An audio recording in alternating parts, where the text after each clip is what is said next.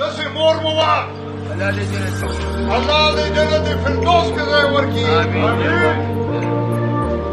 دسی اللہ فضل فرا سچا پوڑی اللہ مانے پوڑی دی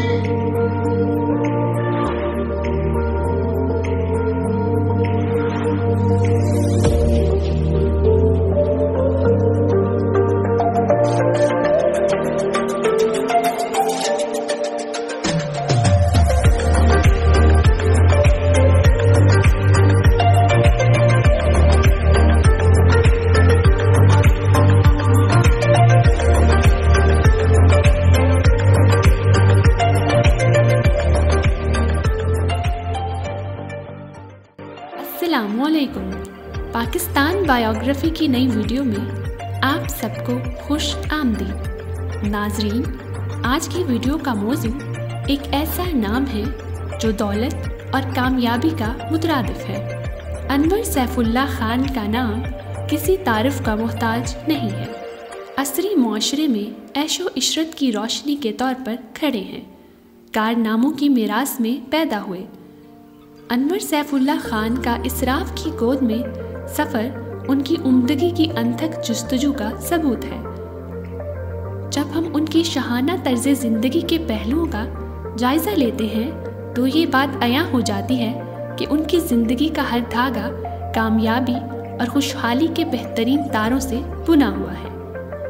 انور سیف اللہ خان کی ابتدائی زندگی پر نظر ڈالیں تو ان کی پرورش ان اقدار میں پائی جاتی ہے جس نے انہیں عظمت کی طرف راغب کیا۔ ان کی ابتدائی زندگی اور کامیابیوں نے نہ صرف انہیں الگ کیا بلکہ ان کی زندگی کے غیر معمولی راستے کی پیشن گوئی بھی کی۔ انور سیف اللہ خان سیاستدان، سابق قومی اسمبلی اور سینٹ کے ارکان، سابق وزیر پیٹرولیم اور موجودہ ممبر صوبائی اسمبلی صوبہ سرحد ہیں۔ آپ 7 جون 1946 کو پشاور صوبہ سرحد میں پیدا ہوئے۔ بنیادی طور پر ان کا تعلق لکی مروت غزنی خیل سے ہے۔ صوبہ سرحد کے ایک نامور سیاسی خانوادے میں پیدا ہوئے۔ بیگم کلثوم سیف اللہ کے فرزند اور سابق صدر مملکت غلام اسحاق خان کے داماد ہیں۔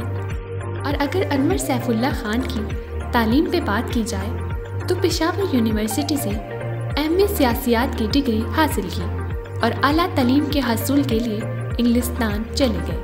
وہاں جامعہ آکسفورڈ سے فلسفہ اور سیاسیات میں بی اے آنرز کی ڈگری حاصل کی اور بعد از امریکہ جا کر جنوبی کیلیفورنیا کی یونیورسٹی سے پبلک ایڈمنسٹریشن میں ایم اے کیا۔ تکمیل تعلیم کے بعد 1970 میں پاکستان کی سول سروس میں شامل ہوئے اور 1980 تک مختلف اضلاع میں مختلف انتظامی عہدوں پر کام کرتے رہے۔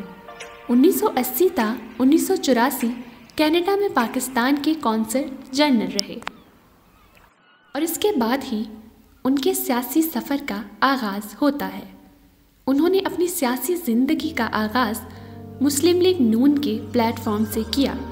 1988 کے عام انتخابات میں بنوں کے حلقے سے مسلم لیگ کے ٹکٹ پر قومی اسمبلی کے رکن منتخب ہوئے۔ دسمبر 1990 میں سینٹ کے ضمنی انتخابات میں وہ صوبہ سرحد سے بلا مقابلہ سینٹ کے رکن منتخب ہوئے اور یہ نشست ان کے بھائی سلیم سیف اللہ کے صوبائی اسمبلی کا رکن بننے کی وجہ سے خالی ہوئی تھی۔ مارچ 1991 میں وہ ایک مرتبہ پھر 6 سال کے لیے سینٹ کے رکن منتخب ہوئے۔ نواز شریف حکومت میں شہری امور اور ماحولیات کے وفاقی وزیر بنائے گئے۔ 28 مارچ 1993 کو انہوں نے وزیر اعظم نواز شریف کو مسلم لیگ کا صدر نامزد کرنے کے فیصلے پر احتجاج کرتے ہوئے اپنا استعفیٰ صدر مملکت کو پیش کر دیا اور یہیں سے وفاقی اور صوبائی وزراء کے استعفوں کا ایک ایسا سلسلہ شروع ہوا جو بالآخر نواز شریف کی حکومت کے خاتمے پر منتج ہوا۔ اور اس کے بعد نگران وزیر اعظم میر بلخ شیر مزاری کی کابینہ میں ایک مرتبہ پھر وفاقی وزیر بنے۔ جنوری 1994 میں ایک مرتبہ پھر بے نظیر بھٹو کی وفاقی کابینہ میں बतौर वज़ीर पेट्रोलियम मुकर्रर हुए, लेकिन 6 नवंबर 1996 को बेनज़ीर हुकूमत के खात्मे के साथ ही उनकी वजारत ख़त्म हुई। फरवरी 2008 में होने वाले इलेक्शन में लक्की मरवत की सूबाई असम्बली की नशिस्त से सूबाई असम्बली के अरकान बने। उनके ख़ानदान को पाकिस्तान की सियासत में काफ़ी अहमियत हासिल है। उनके ख़ानदान की वफ़ादारियाँ आजकल मुस्लिम लीग काफ के साथ हैं, लेकिन अनवर सैफुल्लाह का झुकाव पीपल पार्टी की तरफ ज़्यादा है। नाज़रीन, अगर अनवर सैफुल्लाह की सियासी शमूलियत और सियासी सफ़र से हटकर उनकी ज़िंदगी पर नज़र दौड़ाई जाए तो अनवर सैफुल्लाह खान की पुरताइश तर्ज़ ज़िंदगी के अरूज पर रियल एस्टेट होल्डिंग्स का एक दिलकश पोर्टफोलियो है। वसीओ अरीज़ जायदादों से लेकर मशहूर रहाइश गाहों तक खान की जायदादें उनके ज़हीन ज़ौक़ और बेमिसाल दौलत का सबूत हैं, जिसमें प्राइवेट जेट तैयारी, ख़ुसूसी रहाइश और आला दर्जे की गाड़ियाँ भी शामिल हैं। ताकतवर स्पोर्ट्स कारों से लेकर नायाब विंटेज ऑटोमोबाइल तक सैफुल्लाह खान के कब्ज़े में हर गाड़ी इंजीनियरिंग के कमालात और ऑटोमोटिव आर्टिस्ट्री का मुंह बोलता सबूत है। लेकिन चमक और ग्लैमर से परे अनवर सैफुल्लाह खान के समाजी असरात काबिले ज़िक्र हैं। तालीमी इक़दामात से लेकर सेहत की देखभाल के मंसूबों तक उनकी इंसान दोस्ती अनमिट निशान छोड़ती है, जो कि एक ऐसी शख्सियत का मुंह बोलता सबूत है जो अपने असर व रसूख को न सिर्फ खुशहाली के लिए बल्कि दूसरों की ज़िंदगियों में मानी खेज़ तब्दीली लाने के लिए भी इस्तेमाल करती है। नाज़रीन, अनवर सैफुल्लाह खान के पुरताइश तर्ज़ ज़िंदगी के बारे में अपनी तहकीक को ख़त्म करते हुए ये बात वाज़ह हो जाती है कि उनकी खुशहाली माली दौलत से ज़्यादा है।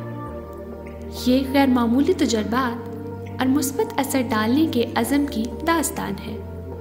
महलाती रहाइशगाहों से लेकर उनके गैराज में आला दर्जे के इंजनों की घन गर्ज तक खान की ज़िंदगी कामयाबी की सिम्फनी के तौर पर सामने आती है। नाज़रीन, इसके साथ ही हमारी आज की वीडियो इख्तिताम पज़ीर होती है। अगर हमारी दीगर वीडियोज़ की तरह आपको ये वीडियो भी पसंद आई है तो इसे लाइक करें, अपने साथियों के साथ शेयर करें और हमारे चैनल को भी सब्सक्राइब ज़रूर करें। शुक्रिया। अल्लाह हाफ़िज़।